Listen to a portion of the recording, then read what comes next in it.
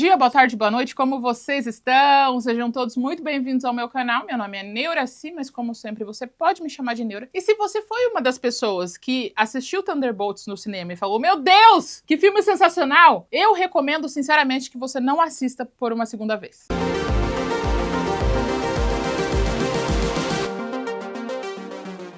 Sim, nós vamos falar sobre Thunderbolts, um filme que eu adorei a primeira vez que eu vi e eu assistindo de novo pra fazer esse roteiro. Eu achei que a gente ia falar sobre saúde mental, porque é mais um daqueles filmes que o grande vilão são os traumas que a gente carrega no caminho. Mas, não! A gente vai falar sobre mais um monte de outra coisa em relação a esse filme, porque ele, além de tudo, é um vitorioso.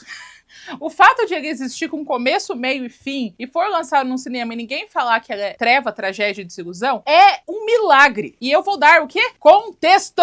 Adoro enfiar um monte de informação na cabeça de vocês. Você que é novo por aqui, não vai embora. É divertido. Prometo que é divertido, prometo que eu vou chegar a algum lugar. Eu vou lançar vários contextos aleatórios e depois a gente vai juntar tudo no final, tá? Primeira coisa que nós precisamos pensar é como o MCU começou. Começou com a Marvel mal das pernas, ela vendeu todos os direitos cinematográficos dos personagens que mais dão dinheiro, vendeu o Quarteto Fantástico, vendeu o Homem-Aranha, vendeu os X-Men, ela vendeu pra todo mundo que aceitava comprar porque ela tava quase falindo. Eles decidiram abrir uma produção e iniciar os filmes da Marvel, eles tinham os azarão, tinham os Homem de Ferro. Só que quem criou tinha um plano audacioso, que era, e se a gente fizesse filmes como a gente faz nos quadrinhos, onde os personagens invadem as histórias um do outro e no final meio que todo mundo se junta para um grande evento gigante e cria meio que uma rede de filmes interligados. E era uma coisa que não tinha acontecido nessa magnitude, eu acho que na história do cinema. Primeiro filme foi um puto sucesso, Homem de Ferro. Lançou a tradição de explicar alguma coisa muito relevante nos pós-créditos, que fazem a gente, não importa o filme,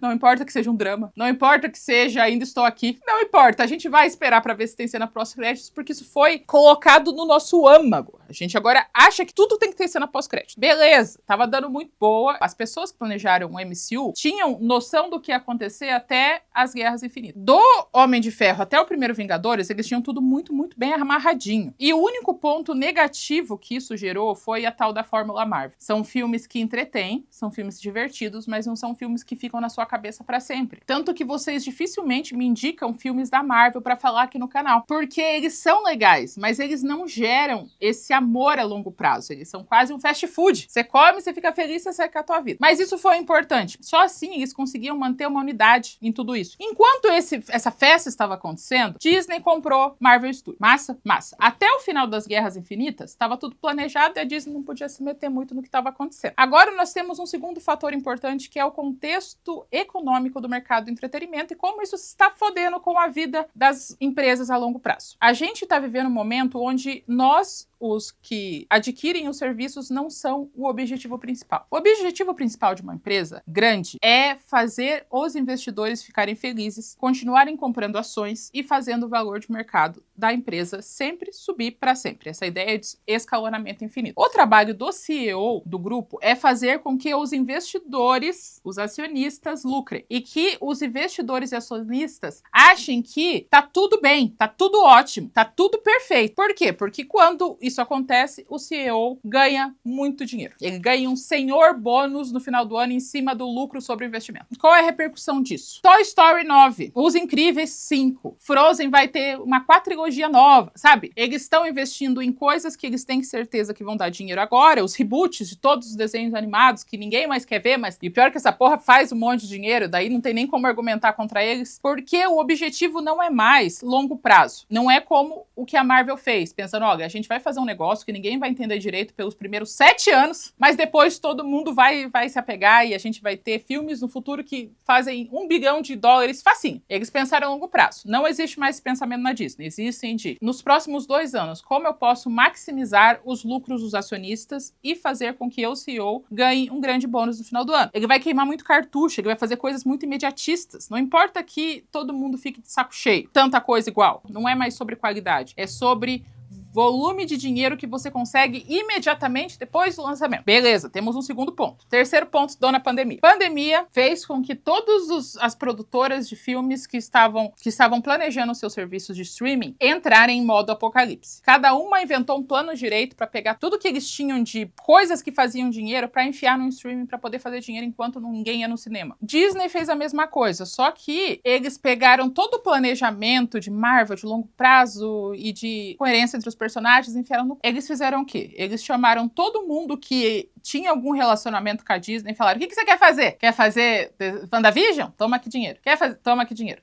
Toma aqui dinheiro. Um especial de Natal dos Guardiões da Galáxia? Toma aqui muito, muito dinheiro. Vai, faz tudo que vocês têm que fazer, porque a gente precisa gerar conteúdo, não conteúdo de qualidade. O streaming precisa parecer que tá cheio, não necessariamente estar cheio de coisas úteis. E dentro desse planejamento bizarro de fazer conteúdo pra tudo o tempo todo, eles não fizeram testes de público, eles não pesquisaram bastante, eles não chamaram roteiristas que conhecem do assunto de quadrinhos, de televisão, eles não chamaram gente com experiência de seriado a longo prazo, de criação de seriado, e eles economizaram em figurino, em maquiagem e em roteiro. Eles colocaram tudo em cima dos profissionais do CGI, que fazem computadorizado. É por isso que as histórias estavam uma bosta, por isso que parecia que o roteiro era uma cópia de uma cópia de uma cópia, era uma paródia do que a Marvel era. E é por isso que tudo que você vê de efeitos especiais é ruim, porque eles não apenas sobrecarregaram a indústria da computação gráfica para cinemas, como eles começaram a pagar todo mundo muito mal. E daí não era mais uma coisa de, ai, a gente não sabe o que tá fazendo. Não, você tem 2 meses para fazer 5 episódios da She-Hulk. Se ela parece um bonequinho de massinha, não é problema meu. Você tem 2 meses. Por quê? Porque ao mesmo tempo eles estavam fazendo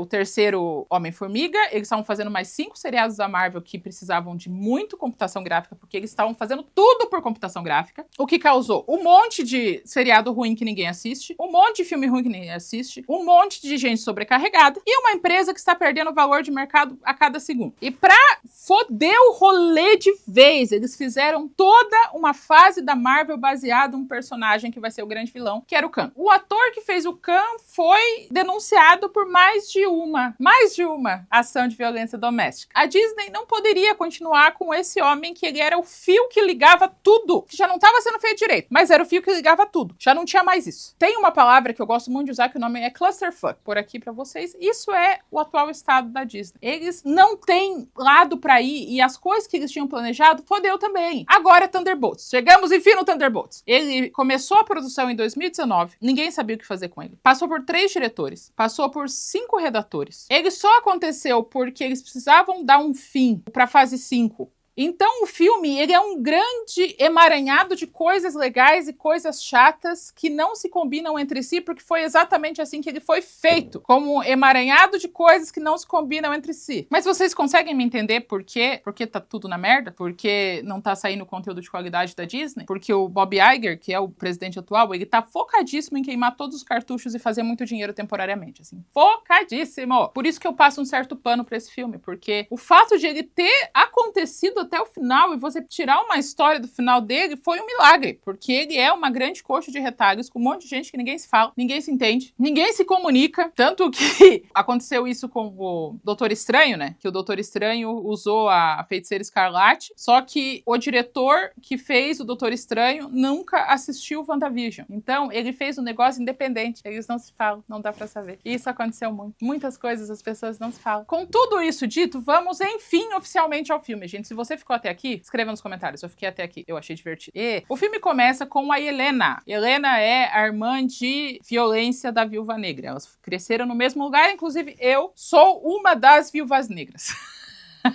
Não necessariamente alguma que você viu no filme, mas eu fiz curso lá também, na escola russa de bailarinas assassinas, que muita gente tá lá. A bailarina do John Wick também fez, tem os 2 filmes dos anos 2000 também, Red Sparrow, todo mundo fez a Academia de Bailarinas Assassinas da Rússia. E ela tá depressiva, ela tá deprimida, ela tá falando como a vida dela tá meio que sem propósito, ela faz as coisas por fazer, ela pensa qual que é o ponto. Tá bem depressiva, a gente vê ela pulando de um prédio, e esse é um momento importante pra produção, porque porque foi a atriz que pulou de um prédio, ela convenceu todo mundo a fazer ela pular do prédio. É o segundo maior prédio do mundo. E ela vai matando pessoas e contando que tudo é a mesma coisa, sabe? É tudo meio entediante. E ela tá contando isso pra um refém que tá com a boca amarrada. E ele tá, tipo, tentando sair correndo, desaparecer. E ela fala, mas eu preciso que você escaneie o rosto pra eu poder destruir o que tá acontecendo ali. Chega outro cientista e com uma arma e fala, você não sabe o que você está se intrometendo? O que aconteceu aqui é muito pior do que você imagina. Ela ignora tudo que ele tá falando porque o trabalho dela nesse filme é apenas limpar a sujeira. Ela trabalha pra Valentina e ela obedece o que a Valentina faz sem argumentar. Então, ela explode um andar inteiro de um prédio, só leva o porquinho da Índia com ela, que é fofa aquela cena, mata todo mundo e fechou, assim.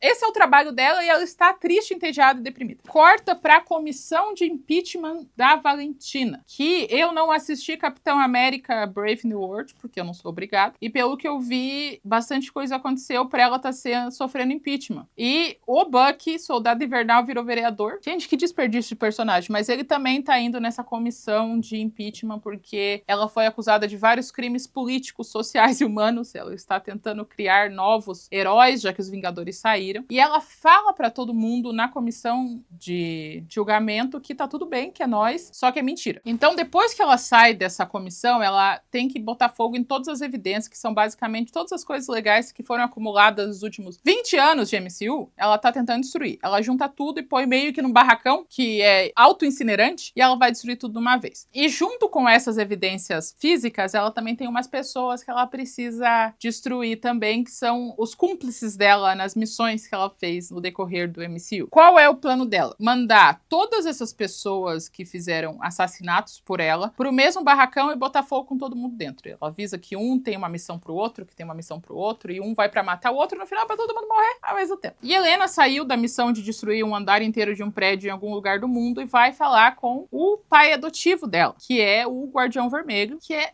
ótimo ator, muito bom ator mesmo. Ele também tomou o super soro do Capitão América. Metade dos personagens desse filme é tudo via super soro. E ele agora tem um serviço de limousines e ele vive uma vida triste porque ele gostava mesmo de ser um herói. E Helena vai lá pra conversar com ele. Ela conta que ela tá sem propósito, que ela não sabe o que fazer, que ela vai largar a vida de crime. E ele fala, por favor, me passa o meu contato pra Valentina, porque eu quero trabalhar com isso, porque eu sempre quis trabalhar com isso, porque é a coisa mais legal do mundo, porque quando você tem sucesso, você tem amor.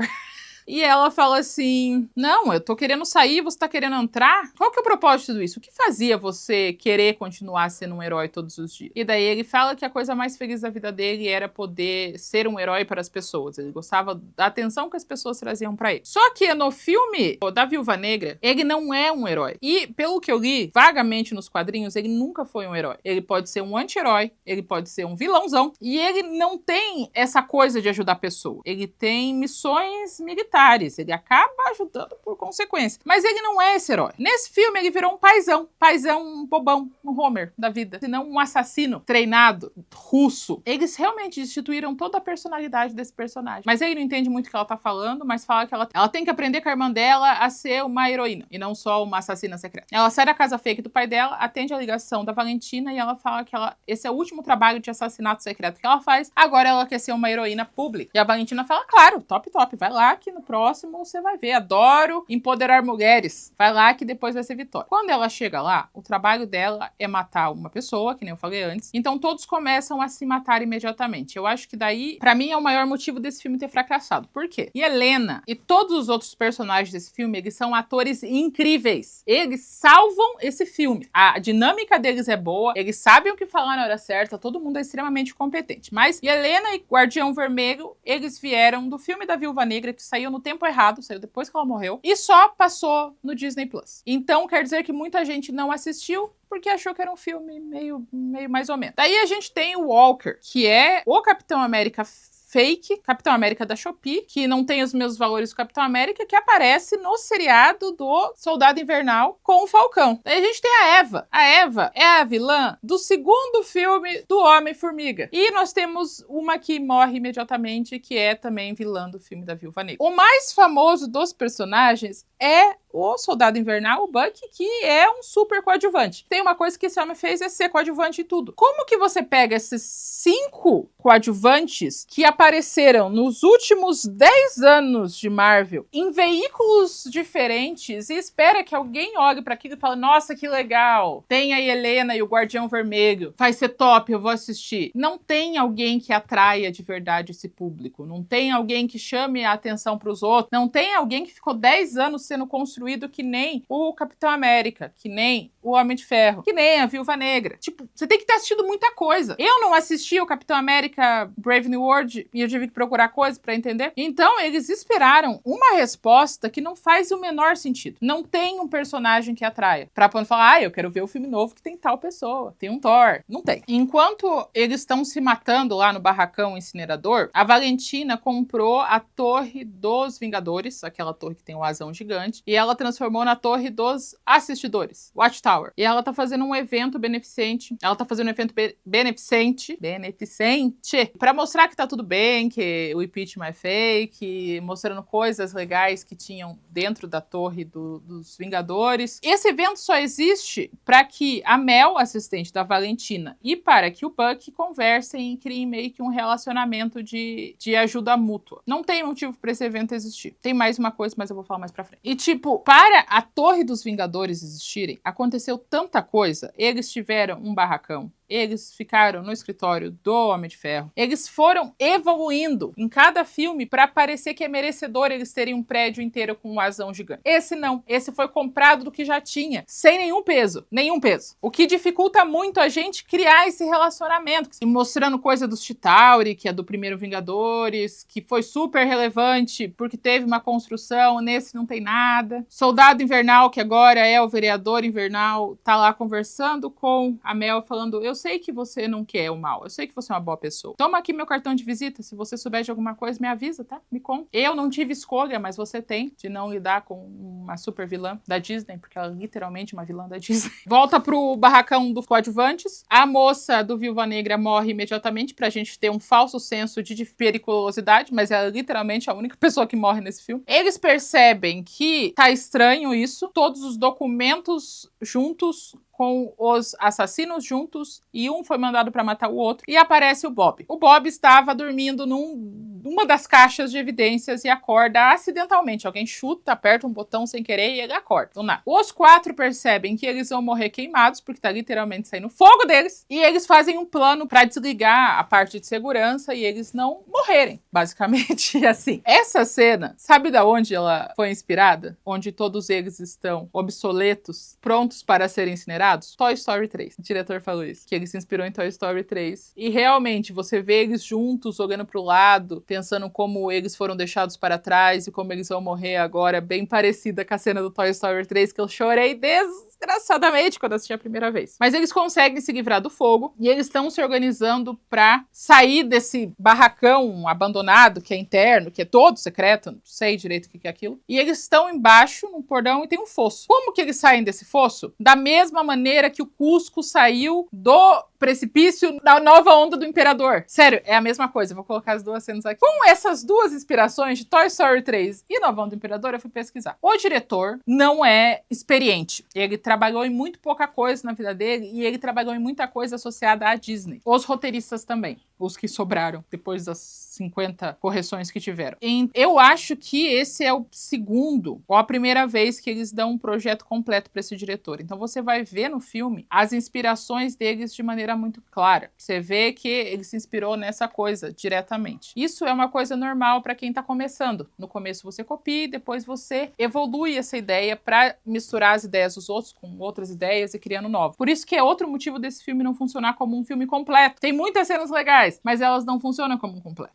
Outra coisa que me deixa enfurecidíssima. E Helena, no filme da Viúva Negra, que é um filme bem divertido, tá? Se você não assistiu, é divertido. Ela tá feliz porque agora ela não é mais uma Viúva Negra e ela não tem que usar mais roupa preta o tempo todo. Então, no final do filme, ela tá usando uma roupa toda colorida, toda estilosa, porque agora ela pode. Tem até uma conversa sobre ela ter comprado um colete pra ela e ela ter ajustado porque tem vários bolsos e ele é super legal. Porque isso é um fator importante. Eles colocam a Helena com que roupa nesse filme? Cinza. É uma roupa cinza sem graça que ela usa o filme inteiro, sendo que que esse era um fator tão marcante dela no filme da Viúva Negra. Todos os outros personagens são cinzas também. 3 personagens, todo mundo com uma roupa que parece a mesma. Até o Capitão América Fake, ele tá com uma versão tão desbotada que parece cinza também. Então, eles não têm diferença entre si em questão de uniforme. Você já não sabe direito quem são esses coadjuvantes. Daí, as roupas dele não se diferenciam de uma maneira que se destaque. E eles estão cinzas num grande porão, barracão fake, cinza também. É tudo a mesma coisa. Preguiça de fazer um negócio mais criativo, sabe? E a figurinista desse filme, ela tem um histórico muito grande com Velozes e Furiosos. Ela fez o figurino pra todos os Velozes e Furiosos. Todos os Velozes e Furiosos. Nem o Vin Diesel tá em todos. Ela tá em todos. E os Velozes e Furiosos são conhecidos mundialmente pela qualidade do figurino. Todos eles usam roupas atemporais e inesquecíveis. Então, enquanto eles estão subindo, e daí, enquanto eles estão tentando fugir, eles também conversam entre si. E todas as conversas que eles têm são relacionadas à depressão. Parece uma conversa que eu tenho com meu amigo toda vez que a gente fala. Que é sempre uma conversa de renovou tua medicação? Encontrou o sentido pra vida essa semana? Dá vontade de desistir sim. Sei como é que a gente manda memes um pro outro o tempo todo com essa vibe. Então, esse filme é só essa vibe millennial, tentando lidar com a própria saúde mental, dessa vez sem vergonha, sabe? Que daí fala, é trauma. Calma, é culpa do meu pai. O meu não, o meu é religião. Eu falo, eu não tive o amor bastante quando eu era pequena da minha avó. É isso, essa conversa.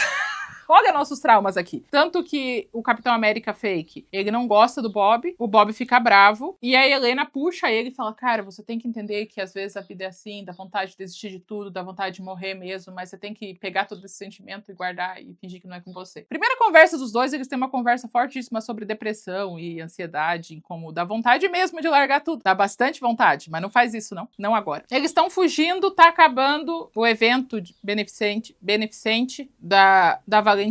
A Valentina descobre que eles conseguiram não morrer. Descobre que o Bob, na verdade, é mais um estudo com soros para transformar pessoas em super-heróis, só que o dele não deu certo, porque ele tem vários problemas mentais, vários mesmo, o que deixou ele bem doido, causando destruição. A Valentina vê isso como uma solução para os problemas dela, já que ela vai trazer um grande herói, e faz todos os soldados irem até lá para matar os outros heróis e pegar o Bob de volta. Quem escuta isso? O Guardião Vermelho, que é o motorista da limusine. Conveniente? Pra caralho. Muito conveniente. Bastante conveniente mesmo. Chegam todos os soldados, chega a Valentina, chega a Mel. Mel ligou antes pro Soldado Invernal e falou assim, vai dar merda, hein? Vai dar merda. Rastreie meu telefone que você vai descobrir o que tá acontecendo. Porque ela viu a ficha do Bob e percebeu que ele vai ser um problemãozão mesmo, assim, bastante grande mesmo, e ela fala pro Soldado Invernal ver o que tá acontecendo. Os Thunderbolts decidem fazer um plano, mas ninguém meio que se obedece. No final dá tudo certo. Eles conseguem pegar 3 soldados que estão vestidos preto e colocar a roupa preta deles em cima da roupa cinza que eles estavam e fingir que um deles está machucado para sair de dentro do barracão incinerador que sempre existiu lá. Enquanto isso, a Fantasma consegue um veículo para eles fugirem também. Tá indo tudo bem, eles estão super faceiros fugindo, mas daí um soldado para e eles não sabem o que responder. O Bob tenta ajudar todo mundo, pega uma metralhadora e começa a atirar pro alto para desviar a atenção para os outros Thunderbolts saírem fugidos. O que acontece? Uma cacetada de gente com metralhadora atira muito nele. Muito mesmo, assim, bastante. Mas o que a gente mais vê é a barriga sarada dele, que é importante para um herói da Marvel mostrar que ele fez bastante exercício e daí conseguir a capa da revista Men's Health americana. Ele não morre e sai voando tipo o Super-Homem e todo mundo fica, eita, ele voa, eita, ele é invencível. E ele sobe e ele cai. Os Thunderbolts fogem, eles estão andando sem rumo pelo deserto. A Helena, que incrivelmente entrou naquele barracão e encontrou papéis abertos na mesa, que são exatamente a resposta do porquê o Bob é super poderoso, guardou no bolso e mostrou naquele momento, enquanto eles têm mais uma conversa sobre depressão e ansiedade, falando como a vida deles é inútil, como eles não vão chegar em lugar nenhum nunca, que a vida que eles têm não é vida. Enquanto eles comem frutas que vêm dos cactos. Mais uma conversa sobre depressão. Eles seguem andando. De manhã cedo, quem chega lá? O Guardião Vermelho com a limusine dele. Essa cena é engraçada, que ele chega falando, Helena, não entra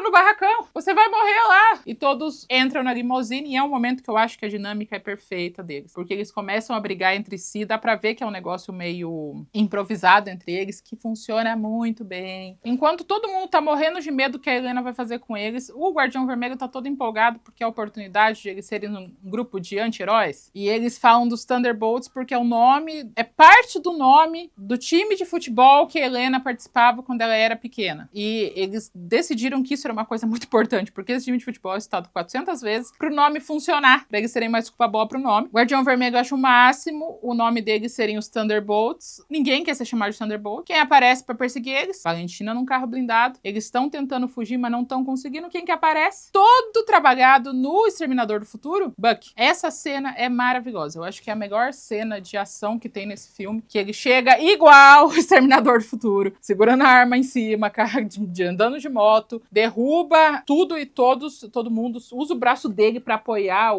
um ferro, assim. Ótima cena, perfeita. Ela parece com qualquer outra coisa que acontece no filme? Não. Ele capota a limusine e eu não sei como ele fez isso, porque corta pra ele numa oficina com os assassinos qualificados todos amarrados e eles estão explicando que o Bob é o problema, que a Valentina fez isso, que é isso que vai acontecer, ele não tá acreditando. Como ele levou esse grupo de pessoas pra essa oficina, amarrou com um ferro os que têm o super soro, não fala. Era uma coisa importante pra gente saber, porque a única maneira de eles terem ido é se ele falasse, por favor, você me dá sua mão aqui pra eu te amarrar? Porque não teria como ele fazer isso sozinho, mas tá. O vereador invernal não acredita no que eles estão falando, mas a Mel League conta que é isso mesmo. Eles têm o ser mais poderoso da história, e esse ser mais poderoso é o Bob, e a Valentina tá tentando convencer ele a ser o sentinela. Então o Buck tá vendo o que ele vai fazer. O Bob acorda num quarto muito lindamente iluminado. Gente, aquela cena é outra cena bonita, aquela luz difusa atrás, tudo meio amarelo, assim. Um negócio muito legal. E fora que é tipo um quarto feito temporariamente, dentro do barracão da Torre dos Assistidores. Tão linda aquela cena. Eu lembro que eu fiquei tipo, gente, que cena bonita. Por que não tem mais dessa? E eu fui ver o diretor de cinematografia. Esse homem, ele fez um filme chamado A Lenda do Cavaleiro Verde. É uma história bem estranha. Bastante estranha mesmo. É baseado num poema ou numa fábula, que também é tão estranha quanto. Mas é um dos filmes mais lindos que eu já vi na minha vida. A estética daquele filme, você fica tipo babando, assim. A cinematografia dele é perfeita, ainda mais que eles fizeram com, sei lá, $32 e um VR. É muito bonito o filme, é maravilhoso. Se você gosta de estética bonita num filme estranho, Lenda do Cavaleiro Verde. Então ele sabe fazer o que é certo, e quando deixa ele fazer uns negócios bonitos, ele faz, que é esse momento do quarto, muito bonita a cena, que é a cena do Exterminador do Futuro, também muito bonita. E a Valentina tá tentando fazer um negócio vibe The Boys. Ela tá tentando ser materna para o Bob traumatizado e ele se apoiar nela porque ela é tipo a mãe dando apoio que ele nunca teve. Eles não fazem isso direito nesse filme. Você tem que ser bem mais manipulador do que chegar sentado do lado da cama dele e falar, ai, você é tão do bem, sabe? Eles são maus, você é do bem, a gente te ama, você é especial, eu sei o quanto você sofreu. Você tem que ser mais traumatizante que isso. Mas isso convence o Bob que ele vai ser o sentinela e que ele consegue, sim, ser o melhor herói de todos. Uma coisa interessante sobre o Bob é que se você encostar nele, você vê os seus piores traumas, suas piores vergonhas, suas piores culpas. Ele tem esse superpoder ótimo, topíssimo. E a gente vê a desproporção de traumas. Porque a Helena, ela foi obrigada a ajudar uma amiga dela a ser assassinada. A gente vê os traumas da Valentina, que é quando ela viu o pai dela morrer na frente dela, parte por culpa dela. E o trauma do Capitão América Fake é que ele foi um péssimo marido, ele foi um péssimo pai, e por isso ele foi abandonado. Então o maior trauma dele é porque ele foi o filho da puta. Ele não foi coagido quando criança, sabe? Ele não foi criado em laboratório que nem a Ava. Ele é apenas um homem adulto não funcional e por isso ele perdeu a mulher e o filho. É bem contrastante. Quando o Buck sabe do sentinela, solta todo mundo vai até lá pra poder pegar o Bob de volta. A ideia é que todos se juntem para salvar o Bob. No carro a gente vê mais um momento deles improvisando, que eles estão criando conversa sobre que arma cada um tem. Dá pra ver que é improvisado, porque aquela conversa não orna com mais nada no filme. Eles têm 2 momentos de improviso claro no carro, e essa segunda cena, onde um tá mostrando a arma pro outro e falando as coisas, dá pra ver que é um improviso porque não tem roteiro, sabe? E outra coisa que me incomoda na criação do figurino é que o seu Guardião Vermelho, ele é herói decadente. Ele viveu um tempo de sucesso lá no passado, e agora ele é um motorista de limusine. Por que a roupa dele tá novinha? Por que ele coloca um capacete que parece que acabou de sair da caixa? Não faz sentido isso. Ele tinha que estar usado, ele tinha que estar gasto. E a roupa, ela é toda larga, é tipo um macacão de mecânico largo, que eles colocaram uns... É tipo eu fazendo essa roupa. Colocaram um monte de coisa em cima. Eles chegam na Torre dos Assistidores, começam a bater em todo mundo. A Val fala no megafone: gente, a porta tá aberta, parem de bater todo mundo, tem que mostrar os negócios pra vocês. Eles sobem, aonde muitas coisas importantes aconteceram no recorrer de vários filmes, e a gente conhece o Sentinela. O Sentinela tem uma roupinha e um cabelo cafona, o que faz todo sentido, porque ele foi criado para ser uma ação de relações públicas. Então, ele é caricato, ele é aquele exagero dourado, porque ele é para parecer o que uma agência de publicidade imaginaria que um herói se vestisse. Ótimo. E ele é tão absolutamente super poderoso que não tem graça. As pessoas não conseguem fazer ele piscar diferente de tão forte que ele é. O que vai ser um grande problema no Vingadores Doomsday, já que a gente tem os 4 personagens que são mais poderosos que tudo no mundo. O Sentinela, ele tem basicamente todos os poderes do mundo. Ele consegue parar as balas que nem o Neo do Matrix. O cabelo dele não mexe quando tá todo mundo socando ele. Ele consegue movimentar as coisas com a mente, com a mão, com o soco. Ele é muito, muito, muito poderoso. Daí, além disso, a gente tem o Franklin, que é o bebê demônio do Quarteto Fantástico, que é aquela criança que tem o poder de ressuscitar pessoas. Inclusive, aquele bebê é o único par decente para Renes Menemé, porque Renes Menemé é bebê demônio, o Franklin também é bebê demônio. Porque, pelo que eu pesquisei, o Franklin é tipo, ele pode reiniciar o universo todo. Ele consegue matar o Thanos com um beijo no rosto. E daí a gente tem o Loki, que na segunda temporada ele virou literalmente o senhor do tempo. Ele tem o controle sobre todas as timelines da história. E nós temos o Dr. Doom, Dr. Destino, que é um bruxão cientista, que também é muito poderoso. Como eles vão fazer todas essas pessoas que têm literalmente todos os poderes do mundo, que não tem nenhuma falha, brigarem de um jeito que a gente veja alguma dificuldade, eu tô curiosa, porque eu não vejo como eles vão fazer isso, não. Thunderbolts são derrotados, saem fugidos. A Valentina manda o Sentinela matar eles. Ele fala que não vai matar eles porque eles não são uma ameaça. E imediatamente ele entende que ele é super poderoso, que ele é tipo um deus. E a Valentina tem um controle remoto mal feito, mal produzido, um negócio capenga, xoxo. É um botão de destruição do Sentinela que eles fizeram quando foi feito os testes científicos. Ele percebe que ela tá manipulando ele e vai matar a Valentina, mas daí a Mel mata o Sentinela, que não morre, né? Ele acorda enquanto Void, que é a coisa mais foda da história da vida. Esse pedaço é ouro. Não tem erro nesse pedaço. Essa terceira parte do filme eu amo como tudo. É muito criativa, porque ele vira sombra. Ele vira um vazio mesmo. Você olha pra ele, você não sabe onde começa, onde acaba, só vê um brilho no lugarzinho dele. E ele é a representação física da depressão e da desilusão e da... Inclusive, ele deve ser filho do Baixo Astral da Xuxa, porque é o mesmo discurso, assim, tipo, o Baixo Astral fica falando, viu como você não é um bastante? Venha ser triste. Ele tá tipo, vocês nunca pensaram que não existe sentido em tentar? E ele vai levando todo mundo pro vazio dele, e daí todo mundo vira meio que uma sombra no chão, assim, que é bem interessante, bem legal, que parece, inclusive, com as sombras deixadas pelas pessoas que morreram na bomba atômica. Foi uma morte tão rápida. Eu acho que foi daí que eles tiraram. Só que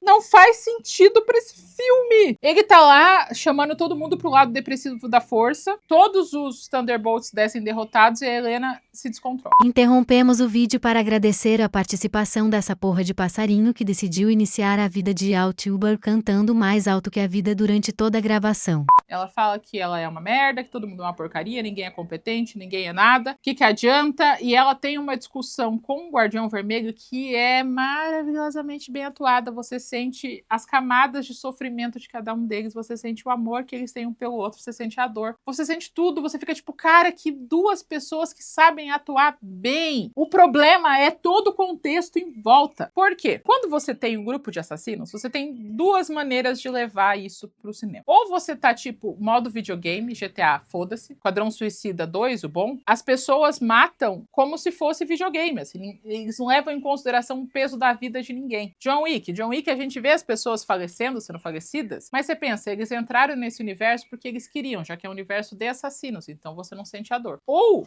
você faz que nem o Rambo, que ele sofreu uma coisa que ele não teve culpa, ele tá traumatizado e ele causou atrocidades que ele nunca achou que ia causar, mas ele foi vítima da situação e você vê a dor dele. Nesse filme, os personagens, eles são tristes, mas eles não são tristes porque eles mataram várias pessoas. Eles não são tristes porque eles são arrependidos. Eles são tristes porque a vida é triste. Eles estão meio emos, meio sem propósito. Eu tô sem propósito de vida, mesmo eu tendo matando várias pessoas inocentes que a Valentina mandou eu matar. Então eles ficam no meio do caminho, porque a ideia de heróis depressivos é sensacional. É ótima, é maravilhosa. Só que não funciona nesse contexto de filme de Marvel engraçadão, onde tem uma piadinha a cada 3 minutos, onde nada tem peso, onde parece, sabe? Mesma coisa, o seu Void. Quem entra no universo dele, entra num universo paralelo, onde tem quartos da dor e do sofrimento, da culpa e da vergonha, que são ligados um no outro, e você fica pra sempre revivendo tudo que te faz ficar triste, culpado e vergonhoso. Foda! Sensacional! Quando a Helena entra no universo do Void, é lindíssimo, é bonito, é bem feito, você sente ela revivendo os traumas dela, a ideia é boa, mas ela não funciona nesse filme, que até 1 hora atrás era eles andando de carro e atirando em pessoa. Eles pegam temas muito pesados que eles não levam com o peso necessário ou com a zoeira necessária. Fica nesse meio do caminho, o que faz todo sentido depois de tudo que eu falei pra vocês, que esse filme é uma grande coxa de retalho. Mas esse terceiro ato pica. As pessoas vão sendo levadas pelo vazio, os Thunderbolts estão tentando ajudar quem eles podem. E mesmo Nova York sendo tomado por uma escuridão que ninguém nunca viu, tomado pela definição de trevas no dicionário, quando eles salvam uma criança de uma pedra gigante, todos os cidadãos têm que aplaudir para eles se sentirem heróicos, o que é desnecessário nesse filme. Mas beleza. E Helena entra no vazio, encontra os seus piores demônios até encontrar o Bob. Bob está num sótão, brincando com um cubo mágico e falando que esse é o quarto mais de boa, porque os outros são muito piores. E nesse quarto ele revive constantemente o pai dele batendo na mãe dele e nele. Ele escuta, indo e voltando, indo e voltando, indo e voltando. E a Helena tem uma conversa maravilhosa com ele, falando que ela não deveria ter falado pra ele que depressão você esconde, ela não deveria ter dito pra ele não processar os sentimentos dele, e isolamento não é a solução. A solução é conexão. Ela sabe porque depois que ela tem os Thunderbolts vivendo com ela, ela já se sente menos pior, e que ele não vai ficar sozinho e que ela vai estar com ele para eles superarem isso. E logo depois que a Helena decide ajudar o Bob, os outros Thunderbolts aparecem também porque eles vieram para ajudar a Helga, para eles falam, vocês vieram nos ajudar. Então a gente tem mais um momento bonitinho de conexão para acabar com a depressão. E o Bob, que tem esse contexto de crescimento numa família abusiva, um pai abusivo, ele também foi viciado em drogas. E isso me lembrou um vídeo que eu vou achar ele legendado e pôr na descrição, que foi um dos vídeos que mudou minha vida. Sabe aqueles vídeos que você olha e tua vida nunca mais vai ser a mesma? Que eu vou pôr aqui na descrição, que foi um dos vídeos que mudou a minha percepção sobre tudo. Esse canal, eu acho que em parte por causa dele, depois que eu entendi isso. É um vídeo de um canal, numa língua que não sei qual é, mas é uma versão da frase em resumo. Eles pegam um assunto super complicado e eles fazem uma animação super bonita, super pesquisada, e eles pegam assuntos que é do interesse deles. Um desses assuntos é por que nós estamos perdendo a guerra contra as drogas. E eles explicam que o vício, no geral, é um sintoma, eu já falei isso antes, né? Quando você não consegue se adequar na sociedade, indiferente do motivo, sendo trauma, sendo condição social, sendo problemas mentais prévios, você usa de vícios, de álcool, de drogas, como resposta a essa sua incompatibilidade social. Você não aprendeu a lidar com o grupo e, por isso, a consequência é você acabar viciado. Segundo as pesquisas que eles mostram nesse vídeo, a melhor solução para uma pessoa largar o vício de drogas é uma readequação social funcional. Ela entra de volta na sociedade, ela tem um propósito, ela tem pessoas para ajudar e para ser ajudada. É toda uma troca. O que a gente faz com as pessoas viciadas em drogas? A gente isola eles. A gente coloca eles em casas onde tem outras pessoas viciadas. Eles são excluídos da sociedade. E quando eu vi esse vídeo, eu falei, caralho, caceta, faz todo sentido. Eu vou pôr aqui embaixo. Eu sei que tem ele legendado por aí, eu vou pôr aqui embaixo para vocês entenderem a profundidade da conexão na vida do ser humano. E não só a ideia de você ter alguém para cuidar de você, mas você cuidar de outras pessoas, você ter esse círculo social onde você ajuda e ser ajudado, onde você compreende e é compreendido, onde você pode ter defeitos e ainda ser amado. Isso é muito, muito, muito importante para você ser um cidadão funcional e ter uma vida mental saudável. Na descrição. Então, todos os Thunderbolts estão lá, tentando fazer com que o Bob consiga pegar o lugar do Void. Eles chegam ao momento onde o Void surgiu, que foi naquele prédio do começo do filme, que a Helena explodiu inteiro. E o Void começa a falar coisas para o Bob, e o Bob vai cair de pau no Void, o que deixa ele mais poderoso, porque a raiva e a vingança não ajudam ninguém a sair da depressão, mesmo que não seja justo o que aconteceu com você. Não adianta. Você tem que aprender a processar os sentimentos e seguir em frente. E ao invés de espancar o vilão até a morte, a Helena vai lá e abraça ele e fala: você não está sozinho, nós estamos com você. Você não vai ter que passar mais por isso sozinho, enquanto o Void está no chão falando: você está sozinho, você não tem ninguém. E todos os outros Thunderbolts se abraçam e isso faz com que ele saia do estado depressivo que ele estava. O que é lindo, o que é maravilhoso para explicar esse processo do relacionamento social para uma pessoa com depressão. Foda, perfeito, incrível. Todos voltam para Nova York. Bob não lembra de nada que tá acontecendo. Eles veem a Valentina, que tá lá longe, chamando uma equipe de extração. Eles vão lá para pegar ela de pau e tem uma grande cortina de lona. E eles ultrapassam a cortina de lona e tem uma coletiva de imprensa com a Valentina anunciando os Vingadores, que é claramente uma maneira desesperada da Marvel de finalizar a fase 5. Porque é muito, muito um final feito em última hora. Bastante mesmo. Tipo, ter uma cortina de lona que atrás dela tem um monte de imprensa, que a Valentina fala que esses são os novos Vingadores. E os novos Vingadores ficarem em silêncio e falarem: agora você tá ferrada na nossa mão, agora a gente manda em você. O filme acaba com isso, com os novos Vingadores sendo uma manipulação de massas para a Valentina não ser presa, para não sofrer impeachment. Temos duas cenas pós-crédito. Uma é com o Guardião Vermelho realizando o sonho de vida dele, que é estar numa caixa de cereal, obrigando uma mulher a comprar a caixa de cereal. E a segunda cena é uma cena para falar da próxima fase, que vai ser a fase que vai ter o Doomsday. Vai ter o Doutor Destino. Tá tendo uma batalha de direitos autorais sobre o nome Vingadores, porque o Capitão América novo e o Soldado Invernal, os dois querem ter o nome dos Vingadores, o que é uma das coisas mais entediantes que você pode imaginar na sua vida. Imagina uma batalha judicial sobre os direitos do nome num filme de herói. Puta coisa chata. E eles estão tendo essa discussão. E uma coisa que é bem interessante de ver é quem vai ser a vítima da peruca horrorosa na cena pós-crédito. Normalmente quem se ferrava era a Capitã Marvel. Eles sempre mudavam o cabelo dela e sempre parecia que era uma peruca comprada no AliExpress. Dessa vez foi o Soldado Invernal, o Buck. Ele tá com uma peruca que ele parece um dos membros do Bee Gees. Uma peruca fabulosa, escovada, com um uniforme horroroso. E tá todo mundo conversando como eles vão ser os Vingadores. Vão ter 2 Vingadores. E um foguetinho do Quarteto Fantástico passa. E eles olham pro outro e pensam: o que está acontecendo? E daí você pensa comigo: nossa, será que eles aprenderam dessa vez? Estão pensando em longo prazo? Não. O diretor do Quarteto Fantástico já avisou todo mundo que ele nem sabia dessa cena. Ele não fez o filme pensando nessa cena porque ela não existia quando o filme foi gravado. Ele não sabe para onde essa cena vai. Eles só precisavam ligar os 2 universos. Fizeram isso de última hora. Ou seja, Disney ainda não aprendeu a lição dela. É isso, gente. Vídeo infinito, né? Infinito. Eu acho que eu falei por dias. Parece que eu tô há semanas dentro dessa sala. Mas, se você gostou,